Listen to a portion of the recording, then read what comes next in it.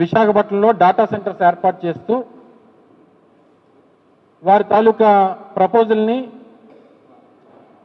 MoU రూపంలో ఈరోజు దేశ రాష్ట్ర ప్రభుత్వాలతో ఈరోజు చేసుకున్నటువంటి సందర్భాన్ని మనందరం కూడా చూసాం. సహజంగా గూగుల్ లాంటి సంస్థ మన రాష్ట్రానికి వస్తుందని అన్నప్పుడు సహజంగా ఎవరన్నా దాన్ని స్వాగతిస్తాం. తద్వారా మనకి, మన ప్రాంతానికి, రాష్ట్రానికి, మన రాష్ట్రంలో ఉన్నటువంటి యువతకి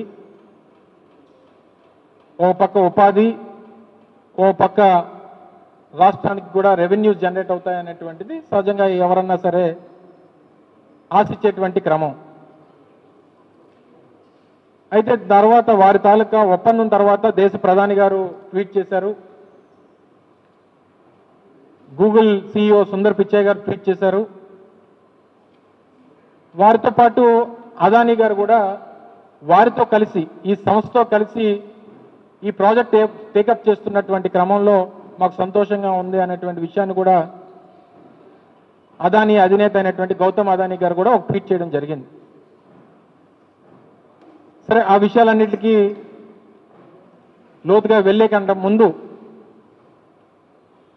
కొన్ని ప్రశ్నలు నిపుణుల దగ్గర నుంచి సేకరించినటువంటి సమాచారం, రాష్ట్రంలో యువతకు ఉన్నటువంటి అవగాహన మేరకు, ప్రతిపక్షంగా మాకున్నటువంటి కొన్ని అనుమానాలు, వీటన్నిటినీ కూడా క్రోడీకరించి కొన్ని ప్రశ్నలకు ప్రభుత్వం సమాధానం చెప్పాలన్నటువంటిది ఈ పత్రికా సమావేశం తాలూకా ముఖ్య ఉద్దేశం. ఈ రాష్ట్రానికి ఏ సంస్థ వచ్చినా స్వాగతిస్తాం, దానికి ఎంత సహకారం ప్రభుత్వాల నుంచి ఇచ్చినా సహకరిస్తాం. కాకపోతే తద్వారా వచ్చేటువంటి ఉపయోగాల గురించి కూడా చర్చించుకోవాల్సినటువంటి అవసరం మీ మీద, మా మీద, ప్రజల దగ్గర కూడా దీని మీద చర్చ జరగడం కూడా చాలా అవసరం. సహజంగా ఒక ప్రభుత్వం ఒక సంస్థకి భూమి ఇచ్చి, వారికి కావాల్సినటువంటి ఇన్సెంటివ్స్ ఇచ్చి, వారికి అన్ని రకాలుగా కూడా సహకరించిన తర్వాత ప్రభుత్వంగా ఏం కోరుకోవాలి? 85,000 కోట్ల రూపాయలు పెట్టుబడులు ఈ రాష్ట్రంలో పెడుతున్నప్పుడు మన రాష్ట్రంలో ఉన్నటువంటి యువతకు కానీ సహజంగా ఉపాధి కల్పన ఎంత చేస్తారనేటువంటిది, మన రాష్ట్రంలో ఉన్నటువంటి యువత కాకపోయినా ఉపాధి ఎంత కల్పిస్తారనేటువంటిది ఒక ప్రధానమైనటువంటి ప్రశ్న. రెండు, తద్వారా వచ్చేటువంటి రెవెన్యూస్, ఈ రాష్ట్రానికి వచ్చేటువంటి రెవెన్యూస్ ఎంత అనేటువంటిది, ఇవి రెండు ప్రధానమైనటువంటి పాయింట్లు ఏ ప్రభుత్వానికన్నా. అయితే మొన్న జరిగినటువంటి 10వ తారీఖు జరిగినటువంటి ఈ కేబినెట్ సమావేశంలో సహజంగా SIPC, SIPB, state investment promotion board అనేటువంటిది ముఖ్యమంత్రి గారి అధ్యక్షతన దాదాపు 8-9 మంది మంత్రులతో కూడినటువంటి ఈ బోర్డు మీటింగ్ జరుగుతుంది. ఒక కంపెనీ వచ్చినప్పుడు ఆ కంపెనీకి సంబంధించినటువంటి రిక్వైర్మెంట్స్ ఏంటి, ఈ ప్రభుత్వం నుంచి ఏ ఇన్సెంటివ్స్ కోరుకుంటా ఉన్నారు, ఈ ప్రభుత్వం ఏమి ఇద్దాం అనుకుంటుంది, ఇవన్నీ కూడా ఈ SIPB మీటింగ్లో జరుగుతాయి. ఈ SIPB మీటింగ్ జరిగిన తర్వాత మరుసటి రోజు ఇది ఈనాడు పత్రికలో వచ్చినటువంటి ఒక ఆర్టికల్, రాష్ట్రానికి 1,14,000 కోట్ల రూపాయలు పెట్టుబడులు వస్తున్నాయనేటువంటిది చెప్తూ ఏ విభాగంలో ఎంతెంత పెట్టుబడి, ఎంతెంత ఉపాధి కల్పిస్తారనేటువంటి ప్రపోజల్ ఒకటి ఇందులో ప్రచురించడం జరిగింది. ఇప్పుడు మనం మాట్లాడుకున్నటువంటి ఈ డాటా సెంటర్ సంబంధించి ఈ రైడెన్ ఇన్ఫోటెక్ అనేటువంటి సంస్థ 87,520 కోట్ల రూపాయలు పెట్టడానికి ప్రపోజల్ ఇచ్చింది. ఎంప్లాయ్మెంట్, ఉపాధి ఎంతమంది కల్పిస్తున్నారనంటే 200 మంది కల్పిస్తున్నారు. 200. సో ఈ 87,000 కోట్ల రూపాయలకు సంబంధించి పెట్టుబడికి సంబంధించినటువంటి దాంట్లో మీరు ఈ రాష్ట్రంలో ఉన్నటువంటి యువతక లేకపోతే ఇంకోట అనేది సహజంగా MNCs కాబట్టి మనం దానికి కన్ఫైన్ అవ్వలేం. ఈ రాష్ట్రంలో ఉన్నటువంటి యువతకే ఉపాధి కల్పించాలన్నటువంటి వాళ్ళకి ఆ రెస్ట్రిక్షన్స్ పెట్టేటువంటి అవకాశం మనకు లేదు కాబట్టి సహజంగా ఉపాధి అన్నా కనీసం డాటా సెంటర్స్, అందుకనే గతంలో మీ అందరికీ గుర్తుంది 2023లో అదానీ డాటా సెంటర్కి విశాఖపట్నంలో 132 ఎకరాలు 134 ఎకరాల సబ్జెక్టు కరెక్షన్స్ మేము అలొకేట్ చేసినప్పుడు వాళ్ళు అందులో 200 మెగావాట్ డాటా సెంటర్ ఏర్పాటు చేస్తామని చెప్పి వారు కమిట్ అయినప్పుడు ఆ రోజు ముఖ్యమంత్రి గారు జగన్మోహన్ రెడ్డి గారు సంబంధించినటువంటి శాఖ మంత్రిగా మేము అందరూ కలిసి కూర్చొని చర్చించుకున్నప్పుడు ఏం జరిగిందనంటే సహజంగా ఇక్కడ కాదు, సహజంగా ప్రపంచంలో ఎక్కడ డాటా సెంటర్స్ పెట్టినా అక్కడ ఉపాధి అనేటువంటిది కల్పన చాలా తక్కువ ఉంటుంది. మొన్ననే సిఫీకి సంబంధించినటువంటి సంస్థ కూడా ఒక డాటా సెంటర్ దానికి ఫౌండేషన్ వేశారు. ఆ రోజు సంస్థకు సంబంధించినటువంటి అధినేత కూడా చెప్పడం జరిగింది, ఇందులో ఉపాధి ఉండదు, డాటా సెంటర్స్ వల్ల ఉద్యోగ కల్పన అనేటువంటిది ఉండదు అనేటువంటి వారు కూడా చెప్పారు. మీ అందరితో కూడా మాట్లాడారు, వారి ఇంటర్వ్యూస్లో కూడా మనం చూసాం. సహజంగా ఇక్కడ కాదు, ప్రపంచంలో ఎక్కడ డాటా సెంటర్స్ ఏర్పాటైనా డాటా సెంటర్స్ వల్ల ఉపాధి అనేటువంటిది కల్పన జరగదు. అందులోని మీరు ఏం చేయలేం, మేము ఏం చేయలేం.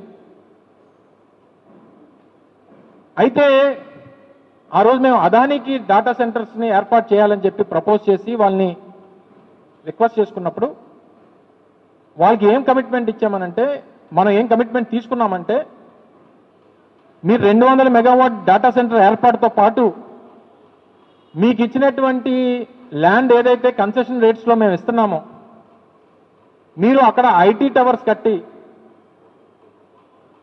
అక్కడ ఐటీ ఈకో సిస్టమ్ని డెవలప్ చేసి 25,000 మందికి ఉపాధి కల్పించేటువంటి బాధ్యత మీ సంస్థ తీసుకోవాలని చెప్పి కమిట్ చేసాం ఆ రోజు ప్రభుత్వంగా మేము. ఎందుకంటే మీకు ల్యాండ్ కన్సెషన్ రేట్లో ఇస్తున్నాం, అన్ని రకాలైనటువంటి ఫెసిలిటీస్ ఇన్సెంటివ్స్ అనేటువంటివి మీకు ఇస్తున్నాం, ప్రైమ్ ల్యాండ్ ఇస్తున్నాం, మీరు డేటా సెంటర్ ఏర్పాటు చేసుకునేటువంటి దానికి అన్ని రకాలైనటువంటి సహకారాలు అందిస్తాం. కానీ మీరు ఎంత అడ్వాంటేజెస్ ఈ రాష్ట్ర ప్రభుత్వం నుంచి మీరు పొందుతున్నప్పుడు ఇంత పెద్ద ఎత్తున ఉపాధి కల్పించేటువంటి దానికి మీరు కూడా ప్రమోట్ చేయాలి, మీరు కూడా ఐటీ టవర్స్ కట్టాలి, మీరు కూడా కన్వెన్షన్స్ కట్టాలి, మీరు కూడా హోటల్స్ కట్టాలి, అక్కడ ఒక ఐటీ పార్క్ లాంటిది డెవలప్ చేయాలని చెప్పి వాళ్ళ కమిట్మెంట్ తీసుకున్నాం. ఎందుకు? డాటా సెంటర్ వల్ల ఉపాధి రాదు కాబట్టి. ఈరోజు ముఖ్యమంత్రి గారు కొడుకు పెద్ద ఎత్తున గూగుల్ పేరిట పెద్ద ఎత్తున మార్కెటింగ్ చేసుకుంటున్నారు. అది మనం అందరం కూడా చూస్తున్నాం. ఇది ఒక చారిత్రాత్మకమైనటువంటి ఘట్టం అని, నా 45 సంవత్సరాల చరిత్రలో ఇది గొప్ప అనుభవం అని వారు చెప్పుకుంటున్నారు. సరే, వారి మార్కెటింగ్ విషయంలో మనం ఎవరో సాటిరాము, దాని జోలికి పెద్దగా వెళ్ళను నేను. ఈరోజు తండ్రి కొడుకు ఇద్దరు కూడా గూగుల్ పేరిట గూగుల్ వచ్చేస్తుంది, ఎస్ గూగుల్ వస్తుంది, గూగుల్ డాటా సెంటర్ వస్తుంది. డాటా సెంటర్ ఏర్పాటు చేయమని తప్పలేదు, స్వాగతిస్తున్నాం. కానీ డాటా సెంటర్తో పాటు వాళ్ళ తాలూకా ఒక డెవలప్మెంట్ సెంటర్ కూడా పెట్టమనండి విశాఖపట్నంలో. కమిట్ చేయండి వాళ్ళని. ఒక 20,000 మందితోనో 10,000 మందితోనో ఒక డెవలప్మెంట్ సెంటర్ కూడా విశాఖపట్నంలో పెట్టమనండి.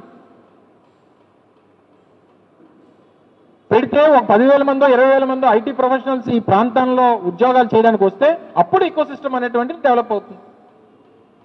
ఆ రోజు మేము ఇన్ఫోసిస్ తీసుకొని వచ్చాం. ఇన్ఫోసిస్ కమిట్మెంట్ 10,000 మంది ఎంప్లాయ్మెంట్ చేస్తామని చెప్పి ఇనీషియల్గా 1,500 2,000తో చేస్తామని ఈరోజు ఆ 2,000 మంది పనిచేస్తున్నారు ఇన్ఫోసిస్లో. సో ఇన్ఫోసిస్లో ఎంప్లాయీస్ డెవలప్మెంట్ సెంటర్ పెట్టింది కాబట్టి ఈరోజు ఇన్ఫోసిస్ కార్యకలాపాలు ఇక్కడ జరుగుతున్నాయి కాబట్టి ఆ రోజు మేము టీసీఎస్ని రిక్వెస్ట్ చేసుకోగలిగాం. ఈరోజు టీసీఎస్ కూడా వారు ఆపరేషన్ స్టార్ట్ చేయడానికి రెడీ అవుతా ఉన్నారు. సో మీరు గూగుల్ తీసుకొస్తున్నాం అని అంటే గూగుల్ డాటా సెంటర్ వస్తుంది తప్ప గూగుల్ డెవలప్మెంట్ సెంటర్ వస్తే ఈ ప్రాంతంలో ఆ ఈకో సిస్టమ్ డెవలప్ అవుతుంది తప్ప గూగుల్ డాటా సెంటర్ వల్ల ఎంప్లాయ్మెంట్ జనరేషన్ అవుతుంది అనేటువంటిది అది అవ్వదు అనేటువంటిది అందరికీ తెలుసు. అది మీరు కూడా కమిట్ అయ్యారు. 87,000 కోట్ల రూపాయలకి వచ్చేటువంటి ఉపాధి 200 మాత్రమే అని చెప్పి మీరే చెప్తున్నారు. సో మా తాలూకా అప్పీల్ ఏంటంటే, ప్రజల తాలూకు అప్పీల్ ఏంటంటే, ఈ ప్రాంతంలో యువత తాలూకు అప్పీల్ ఏంటంటే, మీరు ఏదైతే ఎంత ఫెసిలిటీస్, ఎన్ని ఇన్సెంటివ్స్ మీరు ఈ సంస్థకి ఇస్తున్నప్పుడు, అదే గూగుల్ సంస్థతో మాట్లాడి ఒక డెవలప్మెంట్ సెంటర్ ఒక 10,000 మందికో 20,000 మందికో ఇక్కడ ఒక సెటప్ చేయమని చెప్పి మా తాలూకు రిక్వెస్ట్. మీరు 500 ఎకరాలు ఈ సంస్థకి ఇస్తున్నారు. ఈరోజు అనకాపల్లిలో కొంత ల్యాండ్ ఇస్తున్నారు, ముడసల్లోలో కొంత ల్యాండ్ ఇస్తున్నారు, తరువాడలో ఆనందపురం మండలంలో కొంత ల్యాండ్ ఇస్తున్నారు. రేపు పొద్దున సబ్మెరీన్ కేబులింగ్ ల్యాండింగ్ స్టేషన్ దగ్గర కోస్ట్ కానుకొని, బీచ్ కానుకొని ఒక 15 ఎకరాలు 20 ఎకరాలు ఇస్తున్నారు. సో డిఫరెంట్ లొకేషన్స్లో ఇస్తున్నారు. సో 25 ఎకరాల్లోనూ 30 ఎకరాల్లోనూ ఒక డెవలప్మెంట్ సెంటర్ పెట్టమనేటువంటిది ఈ ప్రాంత ప్రజలు కానీ రాష్ట్ర ప్రజలు కానీ వారి తాలూకా అపీల్ని ఈరోజు ప్రభుత్వం ముందు పెడతా ఉన్నాం. దీనికి సమాధానం చెప్పమని చెప్పి కోరుతా ఉన్నాం. దీంతో పాటు ఒక డాటా సెంటర్ ఏర్పాటుకి పవర్ రిక్వైర్మెంట్స్ సహజంగా 1 గిగావాట్ డేటా సెంటర్కి గంటకు కావాల్సింది 10 లక్షల యూనిట్లు గంటకి. నేను చెప్పేది గంటకి అంటే 1 million units per hour 1 gigawatt develop data సెంటర్కి. ఈరోజు మన విశాఖపట్నం నగరం అంతా కలిపి అంటే జీవీఎంసీ పరిధిలో గంటకి ఎన్ని యూనిట్లు కాలుతున్నాయో తెలుసా మీకు? మొత్తం జీవీఎంసీ పరిధిలో గంటకి ఈ డొమెస్టిక్ కానీ ఇండస్ట్రియల్ కానీ లేకపోతే అదర్ పర్పసెస్ అన్ని కలుపుకుంటే గంటకి యూసేజ్ 1 మిలియన్ యూనిట్స్. అంటే 24 గంటలకి 24 మిలియన్ యూనిట్ల రిక్వైర్మెంట్. అంటే ఈక్వల్ టు విశాఖపట్నం లాంటి పెద్ద నగరానికి గంటకి ఎంతైతే రిక్వైర్మెంట్ ఉందో ఈ గంటకి 1 గిగావాట్ డెవలప్మెంట్ డేటా సెంటర్కి అంత రిక్వైర్మెంట్ ఉంది. కాదంటలేదు, తప్పలేదు. ఒక కంపెనీ వచ్చినప్పుడు ఆ కంపెనీకి రిక్వైర్మెంట్స్ ఉన్నప్పుడు ఆ పవర్ సప్లై కానీ లేదా దానికి సంబంధించినటువంటి వాటర్ సప్లై కానీ దాని ఇన్ఫ్రాస్ట్రక్చర్ ఇవ్వాల్సినటువంటి బాధ్యత ప్రభుత్వాల మీద ఉంది. అందులో ఏ రకమైనటువంటి సందేహం లేదు. కానీ దీన్ని మీరు అసెస్ చేశారా లేదా? ఇంత పెద్ద ఎత్తున పవర్ కన్జంప్షన్ అనేటువంటిది ఒక సంస్థ మీద ఒక సంస్థకి రిక్వైర్మెంట్ ఉన్నప్పుడు గ్రిడ్ మీద పడేటువంటి బర్డెన్ ఎంత, తద్వారా వచ్చేటువంటి ఇబ్బందులు ఏంటి, అసలు దీని మీద ఏమైనా అసెస్మెంట్ అనేటువంటిది ప్రభుత్వం చేస్తుందా లేదా అనేటువంటిది కూడా నిపుణులు సంబంధించినటువంటి ఎనర్జీ డిపార్ట్మెంట్కి సంబంధించినటువంటి దాని మీద అవగాహన కలిగినటువంటి నిష్ణాతులు కొన్ని అనుమానాలు వ్యక్తం చేస్తా ఉన్నారు. దాని మీద కూడా నివృత్తి చేయమని చెప్పి కోరుతా ఉన్నాం.